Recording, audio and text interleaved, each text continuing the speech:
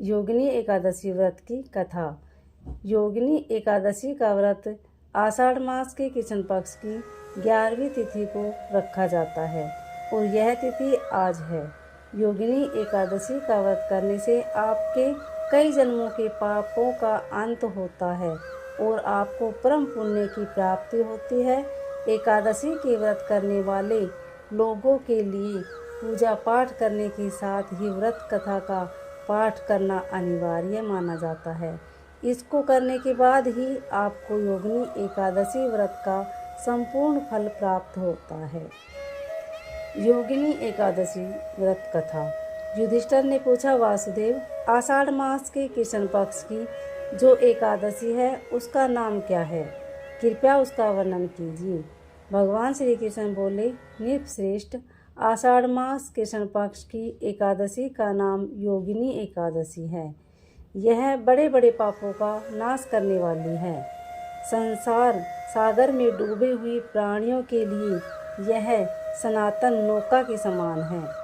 तीनों लोकों में यह सारभूत व्रत है। अलकापुरी में राजा धीराज कुबेर रहते हैं।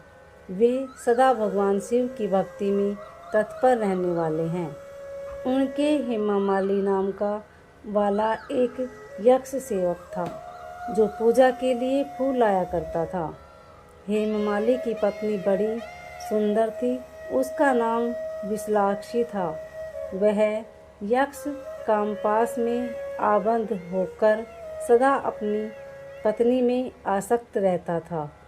एक दिन की बात है, हेममाली मानसरोवर के फूल लाकर अपने घर में ही ठहर गया और पली के प्रेम का रसास्वादन करने लगा। अतः कुबेर के भवन में न जा सका। उधर कुबेर मंदिर में बैठकर शिवजी का पूजन कर रही थी। उन्होंने दोपहर तक फूल आने की प्रतीक्षा की। जब पूजा का समय व्यतीत हो गया तो यक्षराज ने कुपित होकर सेवकों से पूछा, यक्षो, दुरात्मा हेममाली क्यों नहीं आ रहा है? इस बात का पता कैसे लगाओ? यक्ष ने कहा, राजन, वह तो पत्नी की कामना में आसक्त है। अपनी इच्छा के अनुसार घर में ही रमण कर रहा है। कुबेर ने तुरंत ही अपने सेवकों को भेजकर उस हेममाली को अपने समक्ष बुलवाया। हेममाली भय से आकुल होकर तुरंत ही कुबेर महाराज के सामने उपस्थित हो गया। उसे देखकर कुबेर की आंखें क्रोध से लाल हो गई। वे बोले, ओ पापी, अरे दुष्ट, ओ दुराचारी, तूने भगवान की अवहेलना की है। अतः क्रोध से युक्त और अपनी उस प्रियतमा से युक्त होकर इस स्थान से भ्रष्ट होकर अन्यत्र चला जा। कुबेर के ऐसा कहने पर वह उस स्थान से नीचे गिर गया। उस समय उसके हृदय में महान दुख हो रहा था। कोढ़ों से सारा शरीर पीड़ित था, परंतु शिव पूजा के प्रभाव से उसकी स्मरण शक्ति लुप्त नहीं होती थी। पातक में दबा होने पर भी वह अपने पूर्व कर्म को याद रखता था। तदंतर इधर उधर घूमता हुआ वह पर्वतों में श्रेष्ठ मेरुगिरी के शिखर पर गया। वहां उसे तपस्या के पुंज मुनिवर मार्कंडेय जी का दर्शन हुआ। पाप कर्मा यक्ष ने दूरी से ही मुनि के चरणों में प्रणाम किया। मुनीश्वर मार्कंडेय ने उसे भय से कांपते हुए देख परोपकार की इच्छा से निकट बुलाकर कहा, तूने कोढ़ के रोग ने कैसे दबा लिया? तू क्यों इतना अधीन निंदनीय जान पड़ता है? यक्ष बोला, मैं महाराज कुबेर का अनुचर हूँ। प्रतिदिन भगवान शिव की पूजा के लिए मानसरोवर की कमल पुष्प लाकर कुबेर के भवन में पहुँचाना मेरा कर्म था। लेकिन एक दिन पत्नी के साथ रमण करते हुए मुझे समय का ज्ञान न रहा और पुष्प ले जाने में विलंब हो गया। इससे कुबेर महाराज ने क्रोधित होकर श्राप दे दिया और मैं क्रोध से पीड़ित पत्नी के वियोग में दुखी होकर दर दर भटकता रहा। आज किसी पुण्य कर्म से मैं आज आपके समक्ष उपस्थित हुआ। ऋषियों का स्वभाव दयालु और परोपकार वाला होता है।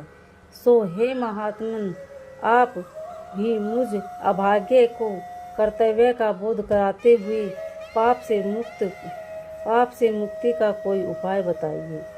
मार्कंडेय ने कहा, तुमने यह सच्ची बात कही है, असत्य भाषण नहीं किया है, इसलिए मैं तुम्हें कल्याणप्रद व्रत का उपदेश करता हूँ।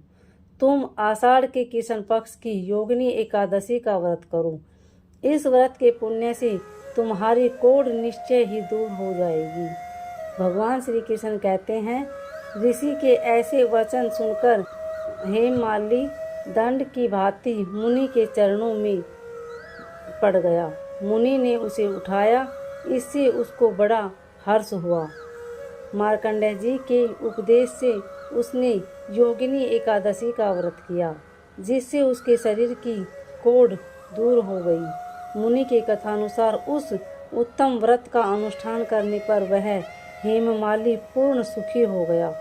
नृपश्रेष्ठ, यह योगिनी का व्रत ऐसा ही बताया गया है। जो 88,000 ब्राह्मणों को भोजन कराता है, उसके समान ही फल उस मनुष्य को भी मिलता है जो योगिनी एकादशी का व्रत करता है। योगिनी महान पापों को शांत कराने वाली और महान पुण्य फल देने वाली है। इसके पढ़ने और सुनने से मनुष्य सब पापों से मुक्त हो जाता है।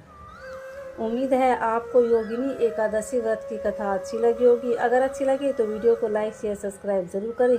कमेंट में ओम नमो भगवते वासुदेवाय अवश्य लिखिए। धन्यवाद।